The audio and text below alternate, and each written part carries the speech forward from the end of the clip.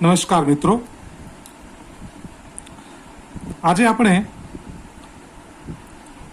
ધોરણ 11ની રસાયણ વિજ્ઞાન જેમાં ભાગ 1નો આજે આપણે અભ્યાસ શરૂ કરીએ છીએ. તો પેલું જે આપણું લેક્ચર છે 1.1, જેમાં આપણે એકમ 1 પ્રકરણ 1 એવી રસાયણ વિજ્ઞાનની કેટલીક પાયાની સંકલ્પનાઓ વિશે શીખશું. હવે ધોરણ 11 જે છે એમાં રસાયણ વિજ્ઞાનની સંપૂર્ણ બેઝિક એનો પાયાનો અભ્યાસ જ છે, અને એને એપ્લાય આપણે કરશું ધોરણ 12માં. 12ના બધા જે ચેપ્ટરો, ધોરણ 12માં જે ચેપ્ટરો આવે છે એમાં આ નિયમો લાગુ પાડશું. એટલે કે ટૂંકમાં ધોરણ 11માં આપણે રસાયણ વિજ્ઞાનની બધી વ્યાખ્યાઓ, સંકલ્પનાઓ આ જ શીખવાનું છે. ટૂંકમાં આપણે પાયો તૈયાર કરશું, અને આ પાયાને આધારિત જ ધોરણ 12ના નીટના અને JEEના ઘણા બધા MCQ આપણે સોલ્વ કરવા માટે સક્ષમ બની શકશું. તો આપણે ધોરણ 10માં તમે વિજ્ઞાન વિશેનો અભ્યાસ કર્યો, કે જેમાં વિજ્ઞાનની 3 જે શાખ જે છે, એટલે કે રસાયણ વિજ્ઞાન, ભૌતિક વિજ્ઞાન અને જીવ વિજ્ઞાન, ત્રણે એક સાથે કમ્બાઈન વિજ્ઞાન વિષયમાં આપણે ભણ્યા. હવે આપણે ધોરણ 11માં વિજ્ઞાનની જે 3 પેટા શાખાઓ હતી એનો વિસ્તૃતમાં અભ્યાસ આવશે, જેમાં આપણે અત્યારે અભ્યાસ કરીએ છીએ રસાયણ વિજ્ઞાન. હવે રસાયણ વિજ્ઞાન કેમિસ્ટ્રીનો ઘણી બધી પેટા શાખાઓ છે, જેમાંની આપણે સમજીએ કે જે મુખ્ય બ્રાન્ચ શાખા જે છે, જેમ કે આપણે કહીએ કેમિસ્ટ્રીના અંદર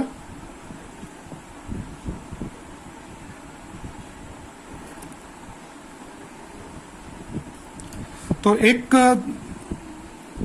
બહુ જાણીતી શાખા અત્યારે આપણે જે કહીએ છીએ, જેને આપણે કહીએ છીએ કાર્બનિક રસાયણ વિજ્ઞાન.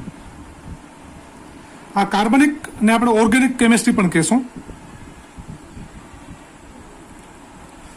આ રસાયણ વિજ્ઞાનની બહુ એક મોટી પેટા શાખામાં આપણે ગણશું, કે આપણે અત્યારે હાલમાં તો કેમિસ્ટ્રીનો અભ્યાસ કરીએ છીએ 11-12માં.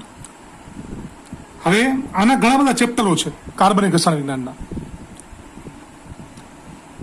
જેના અંદર આપણે વધારે વિસ્તૃતમાં આવશે. કે જેમ કે આવત કોષ્ટક છે, તો આવત કોષ્ટકમાં જે 118 તત્વો છે, 118 તત્વોમાં જે કાર્બન તત્વો છે એ ઘણા બધી શ્રેણીવાળા સંયોજનો રચે છે, ઘણા બધા સંયોજનો બનાવે છે. તો આપણે એનો બહુ વિસ્તૃત અભ્યાસ છે. આજે કાર્બનિક કેમિસ્ટ્રી તમે સમજી શકો કે કાર્બનનો ઉપયોગ, અથવા આપણે એમ કહીએ કે કાર્બનનું ક્યાં ક્યાં અસ્તિત્વ છે. તો આખી જે આપણી જીવ સૃષ્ટિ છે એ કાર્બનની જ બનેલી છે. આપણું શરીર, આપણું જીવરસ, આપણું પ્રોટીન સંરચના, આપણી કાર્બોદિત રચના, આપણે સ્નાયુ, વનસ્પતિ, ખોરાક, બધાના અંદર દવા, બધાના અંદર કાર્બન આવેલું છે. એટલે કે આ કેમિસ્ટ્રીની બહુ મોટી શાખા છે કાર્બનિક. એવી રીતે કાર્બન સિવાયના જે તત્વો છે એને આપણે અહીં કને અકાર્બનિક કહેશું. આ જે અકાર્બનિક જે છે આ પણ કોલેજના અંદર આ બધામાં આપણને જ્યારે આપણે આગળ 12 સાયન્સ પછી જ્યારે કેમિસ્ટ્રીમાં આગળ જશું ત્યારે આપણે આ વિષય બધા ભણવાના આવશે. કે આપણે જેમ અત્યારે તમે સાયન્સ વિષય પસંદ કર્યો છે, તો તમે અત્યારે એમાં કેમિસ્ટ્રી, ફિઝિક્સ અને બાયોલોજી શીખો છો. એવી રીતે આના અંદર તમે જેમ આગળ વધશો એમ તમને સ્પેશિયલ કેમિસ્ટ્રીનો ભણવાનું આવશે, જો કેમિસ્ટ્રી લાઈન પસંદ કરીએ છીએ. તો એના અંદર આ બધી એની પેટા શાખા છે. હવે એમાં આપણે કાર્બનિકમાં આગળ વધવું છે કે કાર્બનિકમાં કે અકાર્બનિકમાં આગળ વધવું છે, એ બધું એના ઉપર ડિપેન્ડ કરશે. તો પછી આપણે અકાર્બનિકમાં આગળ જઈએ તો PhD કે બધી લેવલ અકાર્બનિકમાં આપણે આગળ સંશોધનો કરશું. હવે અકાર્બનિક એટલે કે જેમાં કાર્બનનો સમાવેશ થતો નથી, એટલે કેવા તત્વો, આપણે એને ઇનઓર્ગેનિક કહેશું. તો ઇનઓર્ગેનિકમાં કેવા તત્વો, તો કાર્બન સિવાયના, એટલે કયા? નાઇટ્રોજન છે, સલ્ફર છે, ફોસ્ફરસ છે, આવા બધા તત્વો. કાર્બન સિવાયના સોડિયમ, મેગ્નેશિયમ, આ બધા ધાતુઓ બધા આ બધા અકાર્બનિકમાં આવશે. ત્રીજી આવી એક રસાયણ વિજ્ઞાનની જે જાણીતી શાખા છે જેને આપણે અહીં કહેશું એનાલિટિકલ કેમિસ્ટ્રી. એટલે કે આપણે એમ કહીએ કે વિશ્લેષણ. આનો પણ આપણને અત્યારે તો હાલમાં એક ચેપ્ટર વધારે આવે છે, પણ પછી કોલેજ લેવલમાં આ બધા ઉપર આપણે સંપૂર્ણ અભ્યાસ કરવાનો આવે છે. આખો આનો વિષય જ છે. અને એનાલિસિસ કરવાના સંશોધનોના લગતા આ બધા ટોપિક વોલ્યુમેટ્રિક એ બધું આના અંદર આપણે આવશે. એવી રીતે હજી એક શાખા છે ફિઝિકલ કેમિસ્ટ્રી, જેને આપણે ભૌતિક રસાયણ વિજ્ઞાન કહીએ છીએ. Physical chemistry. હવે કેમિસ્ટ્રીમાં ક્વોન્ટમ યંત્રશાસ્ત્ર છે, આપણે હમણાં શીખશું. થર્મોડાયનેમિક સિદ્ધાંત છે, તાપમાન દબાણ ઉપર આધારિત. આ બધી જે મેથડ છે જેમાં ફિઝિક્સના નિયમોનો પણ ઉપયોગ કરવો પડે છે રસાયણ વિજ્ઞાનમાં સમજવામાં, તો એના અંદર વધારે મોટા ભાગે અભ્યાસ જે આપણે આવે છે વધારે એ ફિઝિકલ કેમિસ્ટ્રીનો એક ભાગ છે. એવી રીતે એક હમણાં તમે જેમ વાત કરી હતી કે બાયો કેમિસ્ટ્રી, જૈવ રસાયણ વિજ્ઞાન આપણે એમ કહીએ, જેને આપણે જૈવ રસાયણ વિજ્ઞાન કહીએ છીએ. આ જૈવ રસાયણ વિજ્ઞાનનું મહત્વ તમે સમજતા જશો કે આપણા શરીરના અંદર રસાયણ વિજ્ઞાનનું શું મહત્વ છે.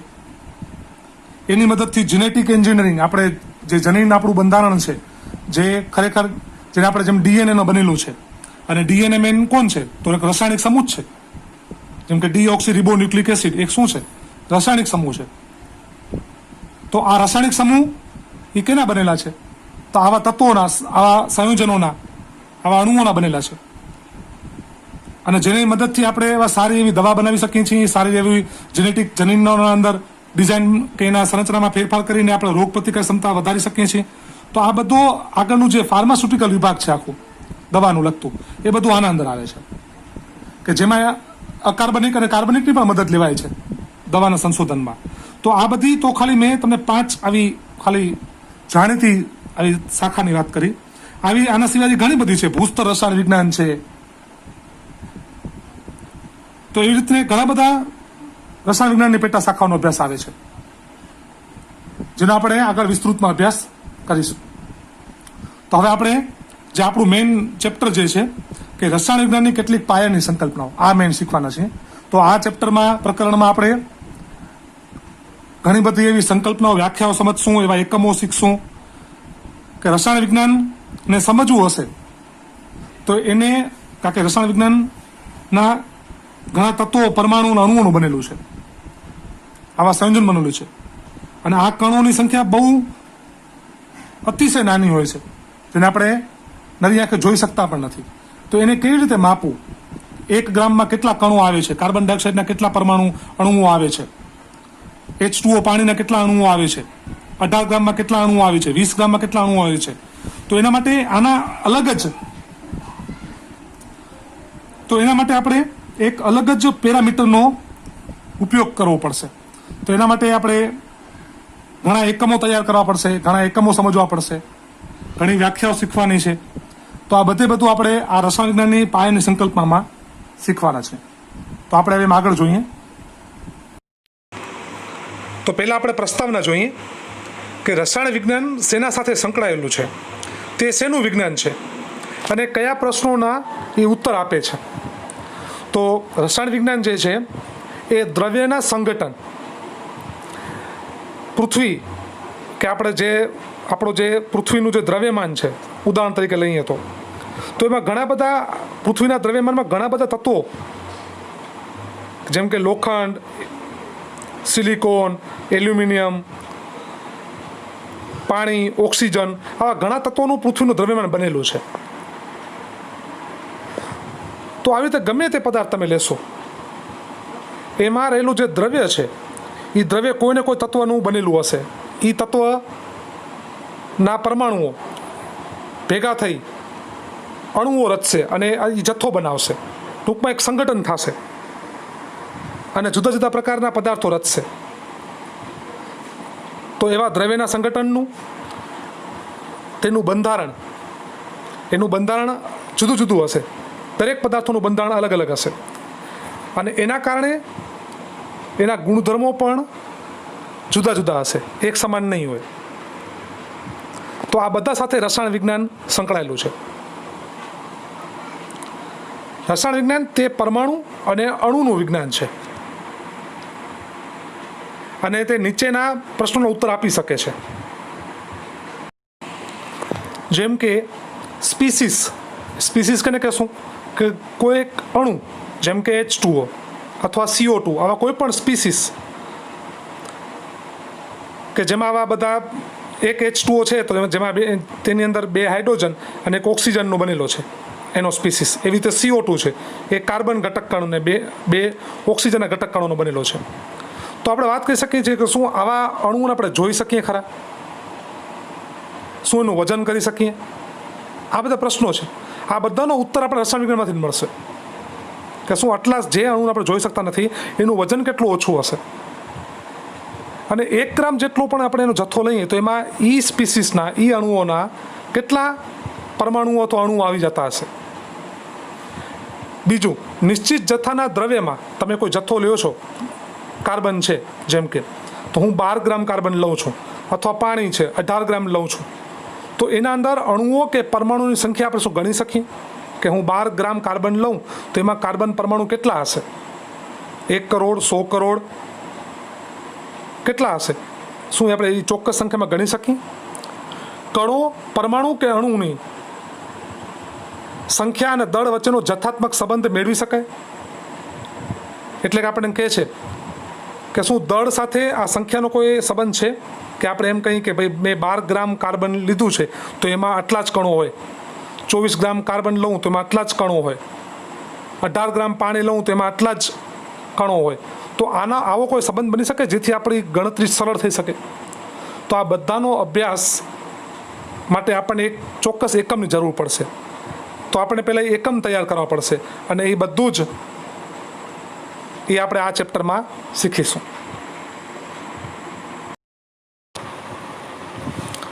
હવે આપણે પ્રશ્ન જોઈએ છીએ રસાયણ વિજ્ઞાનના અભ્યાસની અગત્યતા સમજાવો.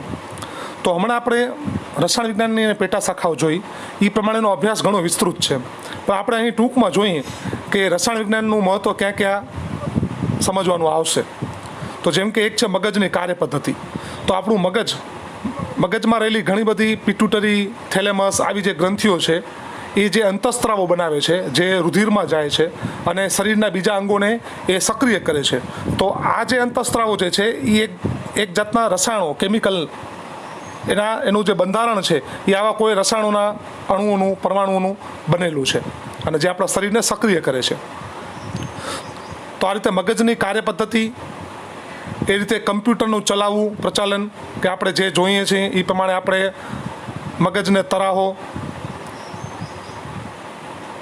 ચેતાતંત્રમાં જે ઇલેક્ટ્રોનનું વહન થાય છે તેમાં એસિટાઇલ કોલાઇન નામનું રસાયણ એ સિગ્નલને આગળ પહોંચાડે છે. એવી રીતે વાતાવરણની તરાહો, ફેરફારો, તમે જોવો છો કે પૃથ્વી ઉપર જે વાતાવરણની જે અસર છે, ઉત્તર ધ્રુવ, દક્ષિણ ધ્રુવ, કે જેમાં પવનોની જે અસર રહે છે, ઝડપ, ઠંડા પવનો, ગરમ પવનો, આ ઝડપ, આ બધી જે વાતાવરણની તરાહો છે એના માટે આ રસાયણ વિજ્ઞાન ઇમ્પોર્ટન્ટ છે. હવામાં રહેલા અણુઓ, વાયુઓની અસર, એમ ખાદ્ય પદાર્થોનું પાચન. તો આપણા શરીરના અંદર જે જઠરમાં અને આંતરડામાં જે ખોરાકનું પાચન થાય છે એમાં ખાસ ઉત્સેચકો ફાળો રહેલો છે જે આ ખોરાકના પાચન કરવા માટે જવાબદાર બને છે અને ખોરાકમાં રહેલા પ્રોટીન, વિટામિન આપણા શરીરને મળે છે. તો એના માટે પણ આવા ઉત્સેચકો પણ રસાયણોના બનેલા છે. આમ વિવિધ ક્ષેત્રોમાં તે ઉપયોગી છે. આ સિવાય કે જેમ કે ખાતરો, તમે હમણાં બાજુમાં એનિમેશનમાં જોઈ શકો છો, એની બનાવટ આલ્કલી, એસિડ, સાબુ, ડિટર્જન્ટ, ક્ષારો, પોલિમર, મિશ્ર ધાતુઓ, રંગકો, દવાઓ અને અન્ય કાર્બનિક અને અકાર્બનિક સંયોજનોની બનાવટમાં તે ખૂબ જ ઉપયોગી છે. અને આ બધા જ મુદ્દાઓનો આપણે ધોરણ 11 અને 12માં એનો અભ્યાસ આપણને આવશે. આ સિવાય કીટનાશકો અને જંતુનાશકો આ બધાના ઉત્પાદનમાં પણ રસાયણ વિજ્ઞાન ખૂબ ઉપયોગી છે, જે ખોરાકને, પાકને કીટકોની અસરથી બચાવે છે. એ સિવાય કુદરતી અર્ધસંશ્લેષિત પોલિમર પદાર્થો. હવે અર્ધસંશ્લેષિત એટલે કે જેમાં કુદરતી પોલિમર અને કૃત્રિમ પોલિમર આ બંનેના સંમિશ્રણથી બનતા જે પોલિમર છે એને અર્ધસંશ્લેષિત પોલિમર કહેશું. જેમાં એક ઉદાહરણ આપ્યું છે જેમ કે સેલ્યુલોઝ નાઇટ્રેટ, જેમાં બાજુમાં એનું બંધારણ છે. આ આપણને વધારે વિસ્તૃત પોલિમરના ચેપ્ટરમાં ભણશું. પછી એવી રીતે સંશ્લેષિત પોલિમર જે સંપૂર્ણ રીતે કૃત્રિમ છે એ આપણે જાણીએ છીએ, જેમ કે રેસાઓ છે, પ્લાસ્ટિક છે અને અનેક પ્રકારના એવા રબરો છે જે સંપૂર્ણ કૃત્રિમ પ્રકારથી આપણે તૈયાર કરીએ છીએ લેબોરેટરીમાં. એવી રીતે કુદરતી રબર પણ મળે છે અને એક અર્ધસંશ્લેષિત પણ આવે છે. તો આ બધા જે રબર છે, આ પ્લાસ્ટિક છે, આ બધાના જે બંધારણમાં જોશો તો એ આવા, તમે હમણાં જેમ સેલ્યુલોઝ નાઇટ્રેટનું બંધારણ જોયું, એ આવા રાસાયણિક અણુઓનું જ બનેલું છે. એ જ રીતે દવાના ક્ષેત્રે કેન્સરની સારવારમાં વપરાતા જીવન રક્ષક ઔષધ, જેવામાં એક આપણે ઉદાહરણ આપ્યું છે સિસપ્લેટિન અને ટેક્સોલ, જે આપણે બાજુમાં દેખાડે છે, જે કેન્સરની સારવારમાં વપરાય છે. જેમાં સિસ અને ટ્રાન્સ આ એક સમઘટકો છે પ્લેટિનમાં, જેમાં તમે જોવો છો કે પ્લેટિન સાથે 2 ક્લોરિન છે ડાબી બાજુ અને જમણી બાજુ 2 એમોનિયા છે. આ જે બંધારણ છે એ સિસ પ્રકારના પ્લેટિનનું છે. એમ ટ્રાન્સના અંદર શું આવશે, તો જેમ એમોનિયા અત્યારે તમે જમણી બાજુ 2 જુઓ છો એની જગ્યાએ ટ્રાન્સમાં શું હોય, સામે એમોનિયા હોય. એટલે કે એમાં જે આ NH3 જે છે એ સામેની બાજુ આવશે, એ ટ્રાન્સ સમઘટક છે. આ સિસ સમઘટક છે.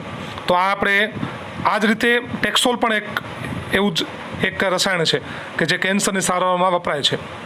એ જ રીતે જે એડ્સ છે એના રોગના જે છે એમાં મદદરૂપ થવા માટે એઝિડોથાઇમેટિન AZT નામની જે દવા છે એ શોધાઈ છે, જેનો હાલમાં ઉપયોગી બની છે. અહીં બાજુમાં AZTનું જે એઝિડોથાઇમેટિન છે એનું બંધારણ આપ્યું છે. આ ખાલી સમજવા પૂરતું છે આપણે અત્યારે. તો આ એક આખું રાસાયણિક અણુ જ છે. એ જ રીતે વર્તમાન સંજોગોમાં પ્રદૂષણ જેવા જે વૈશ્વિક પ્રશ્ન છે એ હલ કરવામાં પણ રસાયણ વિજ્ઞાન જ ઉપયોગી બનશે. હાલમાં પ્રદૂષણ એક મોટામાં મોટી વૈશ્વિક સમસ્યા છે. વિશ્વની મોટામાં મોટી સમસ્યા રહી છે કે પ્રદૂષણની અસરને કેવી રીતે ઓછી કરવી. તો એમાં પણ રસાયણ વિજ્ઞાન આપણને મદદરૂપ થઈ શકે એમ છે. એ જ રીતે 7મો મુદ્દો છે કે જૈવ રાસાયણિક પ્રક્રિયાઓ અને ઉત્સેચકો, કે જે જૈવ રાસાયણિક ઉદ્દીપકોના ઉપયોગ સમજવા માટે પણ રસાયણ વિજ્ઞાન ઉપયોગી છે. આપણે એમ સમજીએ કે ઉત્સેચકો કઈ રીતે કાર્ય કરે છે, જૈવિક શરીરના અંદર થતી જે રાસાયણિક પ્રક્રિયાઓ છે એ કઈ રીતે આગળ વધે છે, કઈ રીતે કાર્ય કરે છે, તો એ સમજવા માટે પણ રાસાયણિક અણુઓની રસાયણ વિજ્ઞાનની આપણને મદદ લેવી પડશે. 8મો જે મુદ્દો છે રાસાયણિક રૂપાંતરો. એક અણુમાંથી બીજા અણુમાં રૂપાંતરણ, એક બંધારણમાંથી બીજા બંધારણમાં ફેરફાર. આ જે સ્વરૂપ બદલાય છે એને આપણે કહીએ છીએ અહીં રાસાયણિક રૂપાંતરો. આ કેવી રીતે થાય છે એ સમજવું હોય તો એમાં પણ રસાયણ વિજ્ઞાન ખૂબ જ ઉપયોગી બને છે. ત્યાર પછી 9મો મુદ્દો છે કે ચુંબકીય, વિદ્યુતીય અને પ્રકાશીય આ ગુણધર્મો ધરાવતા નવા પદાર્થો, જેવા કે અતિવાહક સિરેમિક છે, વાહકતા ધરાવતા પોલિમર છે, ઓપ્ટિકલ ફાઇબર તમે જોયા છે, બાજુમાં આપણે એનિમેશન આકૃતિમાં દેખાડે છે. આ બધાની બનાવટમાં પણ આ રસાયણ વિજ્ઞાનનો ફાળો ખૂબ જ મહત્વનો છે. અહીં સુપર કન્ડક્ટિંગ એવા સિરામિક બતાવ્યા છે, એવા કન્ડક્ટિંગ પોલિમર બતાવ્યા છે, ઓપ્ટિકલ ફાઇબર બતાવ્યા છે, એવા સોલિડ સ્ટેટ કેટલાક ડિવાઇસ તમે જોવો છો અત્યારે. આ બધા એના ઉદાહરણો છે. એ જ રીતે આપણે 10મો મુદ્દો જોઈએ છીએ કે રેફ્રિજરેટર અને એર કન્ડિશનરમાં વપરાતો જોખમી પદાર્થ એવો CFC, જેને આપણે ક્લોરોફ્લોરોકાર્બન કહીએ છીએ. આ ક્લોરોફ્લોરોકાર્બનના ઘણા સમઘટકો ઉપલબ્ધ છે. CFC12 સુધીના ઘણા સમઘટકો અત્યારે ઉપલબ્ધ છે. હવે આપણે નાના ધોરણોમાં શીખી ગયા કે આ સંયોજન છે એ વાતાવરણમાં રહેલા ઓઝોનના લેયરને નુકસાન પહોંચાડે છે. અને હાલમાં જે રેફ્રિજરેટર એર કન્ડિશનર છે એના અંદર આનો ઉપયોગ એ જરૂરી છે. તો હવે આપણે એની અવેજીમાં આપણે બીજા એવા વૈકલ્પિક રસાયણો શોધી શક્યા છીએ કે જેની મદદથી આપણે CFC જે આપણા ઓઝોનને વધારે નુકસાન પહોંચાડતું હતું એની અસર આપણે ઓછી કરી શક્યા છીએ. તો એમાં પણ અહીં રસાયણ વિજ્ઞાનનો જ ફાયદો છે કે આપણે રસાયણ વિજ્ઞાનની મદદથી આ પ્રદૂષણ અથવા આપણે એમ કહીએ કે ઓઝોન લેયરને નુકસાન થતું અટકાવી શક્યા છે, જેના અંદર પણ રસાયણ વિજ્ઞાનનો જ ફાળો રહેલો છે. જે તમે એનિમેશનમાં ઉપર આ ફોટોમાં તમે જોવો છો CFC ગેસ આપણે બતાવ્યું છે. આમ રસાયણ વિજ્ઞાનનું વિવિધ ક્ષેત્રોમાં આપણે એના ઉપયોગ અને એનું મહત્ત્વ સમજ્યા અને એના ઉપરથી જ રોઆલ્ડ હોફમેને જણાવ્યું કે રસાયણ વિજ્ઞાન એ અણુઓ અને તેના રૂપાંતરોનું વિજ્ઞાન છે. રસાયણ વિજ્ઞાન માત્ર 100 જેટલા તત્વોનું વિજ્ઞાન નથી, પરંતુ તેમાંથી રચાતા અસંખ્ય વૈવિધ્યસભર અણુઓનું વિજ્ઞાન છે. એટલે કે આપણે એમ કે છે જે આવત કોષ્ટકમાં હાલમાં 118 તત્વો શોધાયા છે, પણ જે સમયે રોઆલ્ડ હોફમેને આ વાક્ય દ્વારા આપણને રસાયણ વિજ્ઞાનની મહત્ત્વની વાત કરી ત્યારે 100 જેટલા તત્વો શોધાયા હતા. એટલે એ એમ કહે છે કે રસાયણ વિજ્ઞાન માત્ર 100 જેટલા તત્વોનું વિજ્ઞાન નથી કે આપણે જો 100 જેટલા તત્વો સમજી લીધા તો રસાયણ વિજ્ઞાન શીખી લીધું, એવું નથી. આ 100 જેટલા તત્વો એ બીજા તત્વો સાથે પ્રક્રિયા કરી બીજા તત્વો સાથે સંગઠિત થઈ અને જે આવા ઘણા બધા વિશાળ શ્રેણીમાં ઘણા બધા અણુઓ અને સંયોજનોની શ્રેણી રચે છે, જેનો જેટલો અભ્યાસ કરીએ એટલું ઓછું છે. અને આવા અણુઓ અને સંયોજનો બહુ વિસ્તૃત પ્રમાણમાં છે. જેટલા આપણે શોધતા જઈએ એટલા આપણે નવા નવા આવા અણુઓ વિશે આપણને નવા ગુણધર્મો ધરાવતા સંયોજનો વિશે આપણને માહિતી મળ્યા જ કરવાની છે. અને આ રીતે રોઆલ્ડ હોફમેન તેઓ એક અમેરિકન રસાયણ વૈજ્ઞાનિક હતા કે જેમને 1981માં રસાયણ વિજ્ઞાનમાં સંશોધનો બદલ એને નોબેલ પ્રાઇઝ પણ એને મળેલું છે. હવે આપણે નવો મુદ્દો જોઈએ, દ્રવ્યનો સ્વભાવ અથવા આપણે પ્રકૃતિ કહીએ. આના વિશે આપણે જાણીએ છીએ, છતાં એકવાર આપણે રિવિઝન કરી લઈએ. તો દ્રવ્ય કોને કહે છે? દ્રવ્યનું વર્ગીકરણ ભૌતિક અવસ્થાના આધારે સમજાવો. તો આપણે ખબર જ છે કે કોઈ પણ વસ્તુ કે જે દળ ધરાવે છે અને જગ્યા રોકે છે તેને દ્રવ્ય કહે છે. દ્રવ્ય કણોનું બનેલું છે. જે પણ તત્વો છે, પરમાણુ છે, એ કણોનું દ્રવ્ય બનેલું છે. દાખલા તરીકે ચોપડી છે, પેન છે, પાણી છે, હવા વગેરે કોઈને કોઈ કણો, તત્વો, પરમાણુનું બનેલું છે. ભૌતિક અવસ્થાના આધારે દ્રવ્યનું વર્ગીકરણ કરીએ તો આપણે ખબર છે કે 3 અવસ્થા છે, ઘન, પ્રવાહી અને વાયુ. આ સિવાયની જે પ્લાઝમા અને બોઝ-આઇન્સ્ટાઈન અવસ્થા પણ આપણે અવસ્થાઓ જાણીએ છીએ. તો આપણે તો 3 અવસ્થા વિશે સમજી. તો ઘનમાં કણો એકબીજાની ઘણા જ નજીક હોય છે અને વ્યવસ્થિત ક્રમબદ્ધ રીતે ગોઠવાયેલા હોય છે, જેથી તેમની હેરફેર માટેની મુક્તિ વધુ હોઈ શકતી નથી. દાખલા તરીકે લોખંડ છે, બરફ છે કે જેમાં કણો, પરમાણુઓ જકડાયેલા છે પાસેની ગોઠવણીના કારણે. હવે આ ઘન જે છે ને એનું આપણને આખું ચેપ્ટર છે, 12 સાયન્સમાં જે ભણવાનું આવે છે. એવી રીતે પ્રવાહી, તો પ્રવાહીમાં કણો એકબીજાની નજીક હોય છે અને આજુબાજુમાં હરીફરી શકે એટલી જગ્યા હોય છે. દાખલા તરીકે બ્રોમિન છે, પાણી છે કે ગમે તે પ્રવાહી. આનું પણ આપણને દ્રાવણો તરીકેનું ચેપ્ટર આવશે, જેમાં પ્રવાહી વિશે વધારે સમજશું. આ સિવાય છે વાયુ. વાયુમાં કણો ઘન અને પ્રવાહીની સરખામણીમાં એકબીજાથી ઘણા દૂર છે, એટલે એમની વચ્ચે જગ્યા ઘણી રહે છે અને એના કારણે એ સરળતાથી હેરફેર થઈ શકે છે અને પ્રસરણ જલ્દી પામે છે. દાખલા તરીકે ગમે તે વાયુ, આર્ગોન છે, ક્રિપ્ટોન, ઝેનોન, ઓક્સિજન, નાઇટ્રોજન, ગમે તે વાયુ અથવા હવા કે જેમાં આવેલા બધા જે કણો છે વાયુ સ્વરૂપમાં જ્યારે હશે ત્યારે એમના વચ્ચે અણુ કે પરમાણુ વચ્ચેનું જે આકર્ષણ બળ છે બહુ ઓછું હશે અને એ ગમે તે રીતે હેરફેર કરી શકે છે.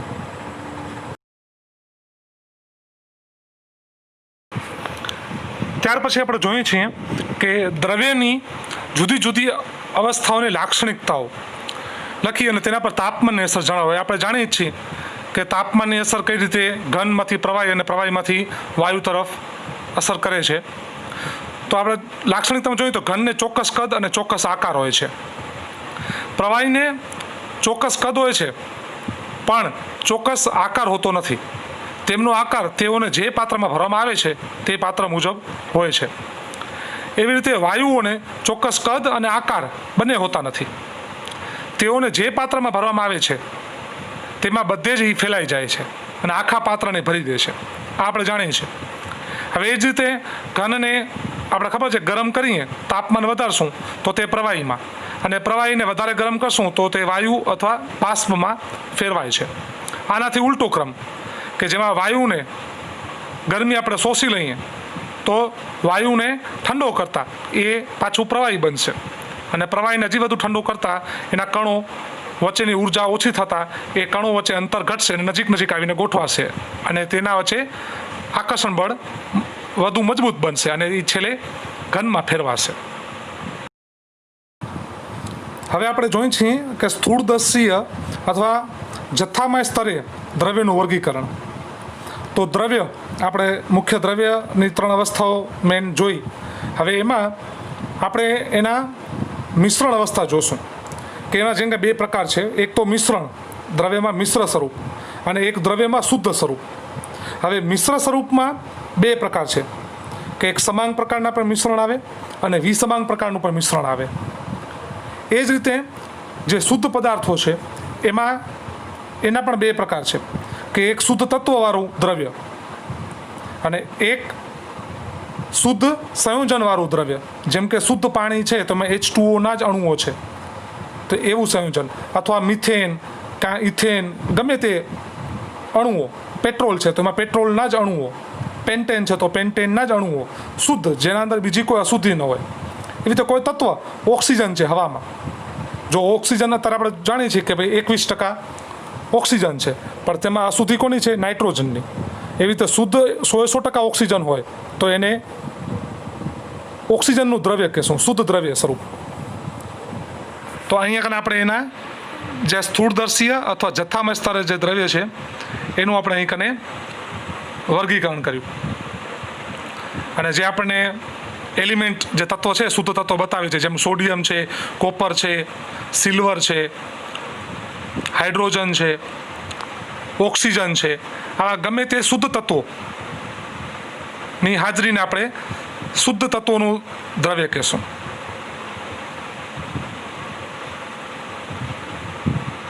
જે તમે એનિમેશનમાં બાજુમાં દેખાડે જ છે કે જેમ કે ઓક્સિજન O2નું શુદ્ધ પ્રમાણની વાત કરી છે.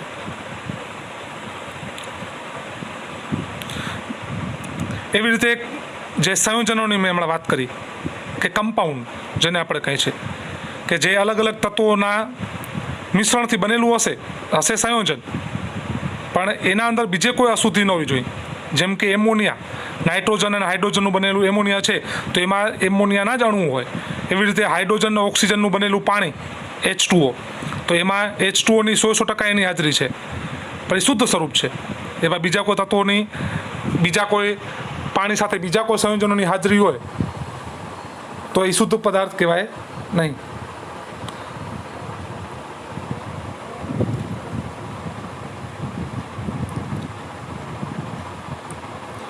તો આ સ્થૂળદર્શીમાં આપણે અહીંયા કને શુદ્ધ પદાર્થોની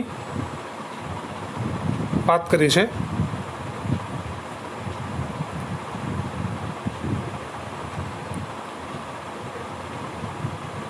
શુદ્ધ કમ્પાઉન્ડમાં પણ કહે છે, શુદ્ધ પદાર્થોમાં કે હાઇડ્રોજન, ઓક્સિજન છે, વોટર પાણી મોલેક્યુલ છે, આ બધા શુદ્ધ અહીં કને સંયોજનોમાં પણ લઈ શકીએ. તો અહીંયા હાઇડ્રોજન અને ઓક્સિજન 2 અલગ અલગ તત્વો છે, પણ એ સંયોજન જે પાણી બને છે એ એક શુદ્ધ સંયોજન છે, પણ એમાં બીજી કોઈ અશુદ્ધિ ન હોવી જોઈએ. એવી રીતે મિક્સચર જેને આપણે મિશ્રણ કહીએ છીએ, તો એને આપણે અહીં કને એના કણોના મિશ્રણના અંદર એક એવું મિશ્રણ આવશે કે જેમાં 2 પાર્ટિકલ્સ, 2 અલગ અલગ અણુઓ અથવા કણો એકબીજામાં સંમિશ્રિત થઈ શકતા હોય, ભળી શકતા હોય. તો એના આધારે સમાંગ અને વિસમાંગ આવા 2 પ્રકાર છે. હવે સમાંગ મિશ્રણ તો આપણે જાણીએ છીએ કે જેના અંદર જે દ્રાવણ કે જે બનશે સંયોજન, જેમ ખાંડ અને મીઠાને પાણીમાં ઓગાળીએ છીએ તો આપણને એનામાં ચોક્કસ કોઈ હદરેખા દેખાતી નથી, તો એ સમાંગ મિશ્રણનું ઉદાહરણ છે. અને એવી રીતે વિસમાંગના અંદર જે મીઠાના કણોના અંદર આપણે લોખંડનો ભૂકો નાખ્યો છે તો એ વિસમાંગ મિશ્રણનું ઉદાહરણ થશે.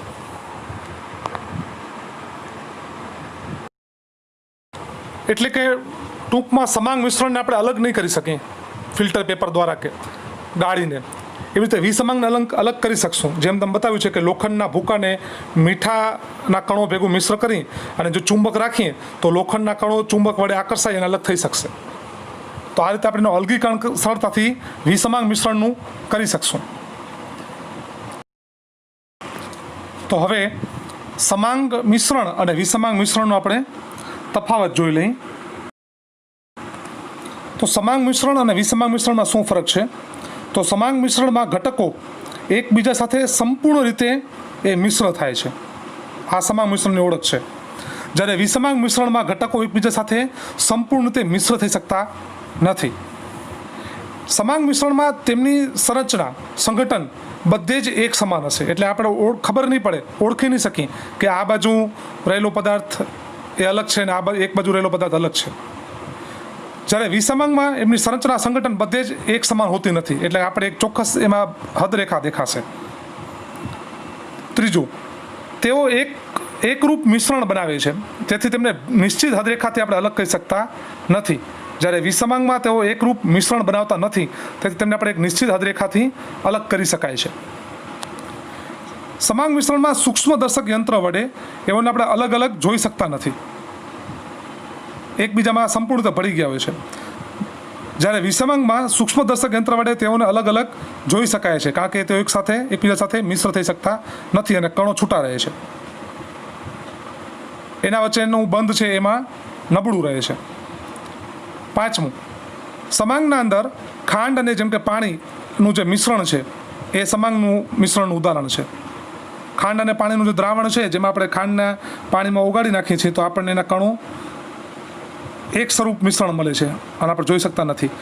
એવી રીતે પાણી અને મીઠાનું મિશ્રણ પણ એવું જ છે. એ જ રીતે ઓક્સિજનનું નાઇટ્રોજનમાં મિશ્રણ એટલે કે હવાનું. હવામાં તમે જુઓ છો કે 78% નાઇટ્રોજન અને 21% ઓક્સિજન, આનું મિશ્રણ પણ આ રીતનું જ ઉદાહરણ છે જે આપણે અલગ પારખી શકતા નથી. એવી રીતે ધાતુમાં જોઈએ તો ઝીંકનું કોપરમાં મિશ્રણ, જેને આપણે ઝીંક અને કોપરના મિશ્રણ આપણે પિત્તળ તરીકે ઓળખીએ છીએ, કે જે સંપૂર્ણ સમાંગ મિશ્રણ છે, જેને આપણે અલગ પારખી કે એને ભેદરેખા વડે જોઈ શકતા નથી.